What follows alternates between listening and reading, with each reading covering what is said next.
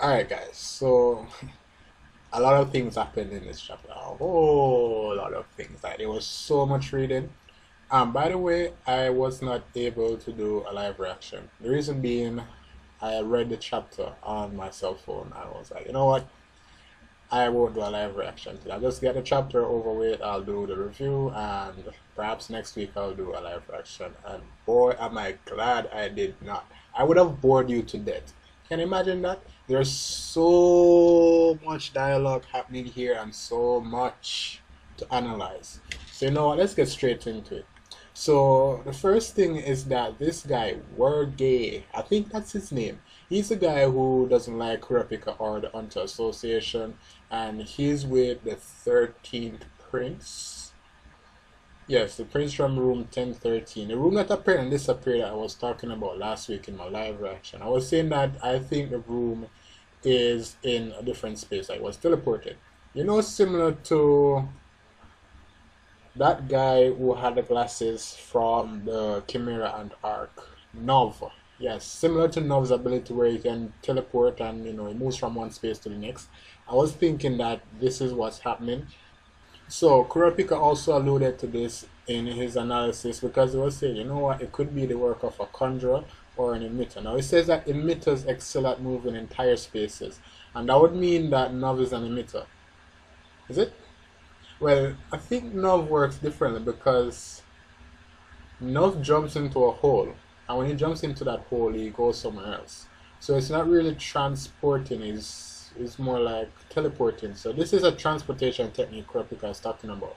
And Kurapika is saying that for emitters, they excel at moving entire spaces. That means that you have an entire room, and you can move that room from Paris to London just like that, snap of a finger. So that's pretty cool, right?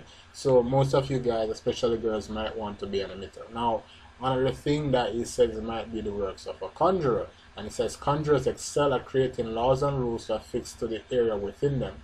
So consider yourself being trapped in a Nen room or a room that has a Nen barrier, and only the conjurer, based on the laws that he created, can enter and leave that room.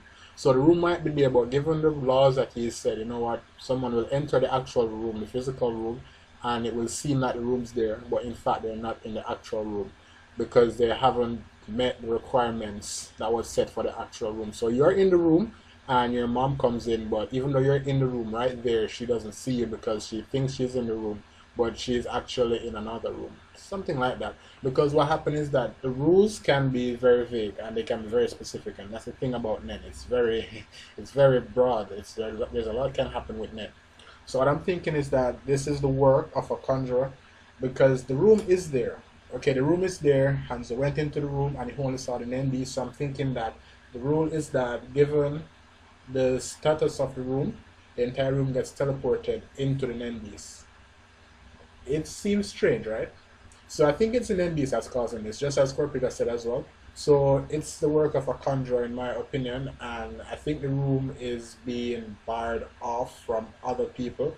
I think that once we get back to Hanzo, which is very important, once we get back to Hanzo, it's going to be very important because when we get back to Hanzo, we will realize where the room is and what the room looks like. Because when he is returning from the spirit form to his actual body, there are two things that could happen. His spirit form could vanish, and then he reappears into his physical state, or his spirit form might automatically launch towards his physical body to go back into it. If it happens in the first way that I described, then that would mean that we don't get as much information as we could have got. If it's a second way, then we'll see where the room actually is now. If it's across country, if it's in the same place, if it's just locked away or something, then the second method will give us more information versus the first method where he just wakes up into his body again. So I think there's a lot going on here. I'm also checking out Bavimania because I'm not sure exactly what he's doing. He seems to be cooperating for the most part ever since we've hit like chapter 367, 66. So it's pretty cool what's happening with Bavimania and Kurapika. I think that Hanzo is good that he got in touch with Hanzo because he couldn't contact Hanzo over the cell phone, well not cell phones, over telephones because those are being monitored. So it's very good. You'll get information to Biscuit. I don't think we'll get information to Melody as yet, but one bridge at a time, guys, one bridge at a time. The next thing I want to talk about is Zhang Lei's Nendis. Now, Zhang Lei's Nendis is like, I don't know what its deal is. Like, take a look on screen, you can see the panel from the chapter with it. You see, this beast looks like a coin slot machine of some sort, like a roulette. Hang on. It looks like a roulette. It takes a coin. Well, it gives you a coin. And the last line here says, is this ominous coin to pay for something? No. This is getting interesting because I just got an idea. I was about to say I have no idea what this Nendis does. But I'm starting to wonder, what if it gives you a coin once per day? And depending on what that coin... Okay, so you get a coin once per day. And that coin can grant you a wish. Now, if you toss the coin in, you make a wish. You have to play a game. If you win, your wish is granted. And if you lose, you get the opposite of your wish according to the extremes of how extreme your wish was. So if you wished for eternal life, for example, and you win, you get eternal life. But if you lose, then you die. Or if you wish someone to die and you win, they die. But if you lose, you live. No, but if you lose, you die. So you have to stake your... It seems to be like a game. Because take a look at it, guys. It seems to be like a game or a roulette of some sort. So what if that's the actual deal behind Zhang Lei's Nendis? Like, we really don't know much about many of these Nendis, and we're still to learn what many of them are capable of. So at this stage, it's just speculation. So I'm wondering if that could be a possible actual use, possible actual, I don't know, attack. That's how it works. I don't know. So that's my ideas on Zhang Lei's Nendis. Now we can go back to this fat guy. I don't know who this guy is. Like, I know him, but I don't know his name. But this prince is the one who just want to get slayed, and his Nendis is pretty cool. And I'll tell you why it's pretty cool. It's not an attack type Nendis, and what I mean by that, it's not primarily focused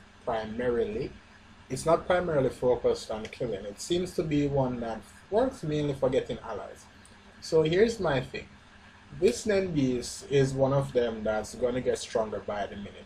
So so Prince Camilla is one of those guys. The more you kill her, the stronger she's gonna get. And this Nendis is similar. The longer this Nendis survives, the stronger it's gonna get because it has more allies.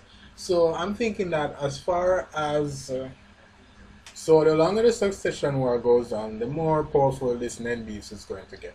So that's all I have to say about this guy, really. I really think he's going to die pretty soon. He seems like the least caring, and he has assassins in his actual bodyguard team. So if this guy wins, I don't know. This just doesn't make any sense. This guy is definitely going to die soon. He's perhaps going to die among the next 3 princes. Like, seriously, he's got to die. He has no care in the world. He's carefree. His Nendis isn't very offensive. So screw this guy. He's got to die. Now, the next thing I want to look at is this prince. Now, this prince, Kacha. Kacha is the girl, and she has a sister who apparently is pretty close or important to her. So I'm looking at her, and I'm like, okay, what exactly is going to happen with her? Now, I can't be certain, because with this prince, she seems to be, as a girl, she obviously is, but not just that girl. She seems to be one who's loving, kind-hearted, and so she has a big heart. And I think that plays into the card that Kurapika has because he's trying to protect all these people. It would be difficult to try to protect someone who's not morally upright. I also think that her sister is going to be in accordance with Kurapika and Melody. So I'm thinking these guys might join Kurapika's alliance, but I'm still not sure if Kurapika's alliance will work because Benjamin is making some gains. More on this later. So this prince might join with Kurapika, but I'm going to wait to see what her Nen abilities are because she's going to learn about Nen pretty soon. Melody's going to teach her. I think Melody might awaken her Nen. Maybe not. Well, she does have Nen already. All the princes have Nen, they just don't know it because they have to have Nen to have Nen beasts, and they have Nen beasts, and that's what their job was for, to give them Nen. So I don't know exactly what's gonna happen with this prince, but I do know that she might join the alliance that Kurapika has going on. So the last prince I want to look at is Prince Benjamin. Now, Prince Benjamin is making gains because Prince Benjamin is a star. Prince Camilla. One prince is already dead, so Camilla, I don't. Camilla might escape, and she might be there in the end. But for now, we're gonna say she is incarcerated. She's not so much of a big deal. So Camilla is caught. Prince Benjamin has her. He's not gonna kill her because he knows she gets stronger after she dies because she's gonna come back to life because of her net beast. So we're not gonna worry about Prince Camilla. And the next thing that I want to look at is that Prince Benjamin is making gain because he has bodyguards in everybody's team. And these bodyguards are these bodyguards are damn serious. Now, as far as Fatso Prince goes, I know that bodyguard isn't going to be of any use. Or is he? Because he's doing Predator and he seems to be figuring out the way that the Prince's bodyguard, the Prince's name beast work. So I think that Prince Benjamin so far still has the upper hand. I must point out though that we haven't seen Seriendic since we restarted. So this is something to look forward to. Now, Seriendic, Prince Benjamin, Kurapika, and there's one other prince. I think he's the third prince. I think he's the third prince. It's definitely guys I think is gonna make it to the last 4 or 5 or maybe 6 people. Afterwards then one of these guys are gonna die. So I have very high hopes for Benjamin, I have hopes for Camilla as well. I have high hopes for Kurapika. So things are shaping up pretty nice. This was a chapter that had a lot, a lot of information, so much to dissect. I can't do it in less than 10 minutes because I'm already over 11 minutes. So thank you guys for watching. I appreciate it. I will continue to talk about this a bit more because I need to review chapter 373, 173. In fact, I think I need to review the entire arc because the hiatuses doesn't help us because so much information is given in each chapter. The hiatuses doesn't help us. But thank you guys for watching. I appreciate it. See you soon.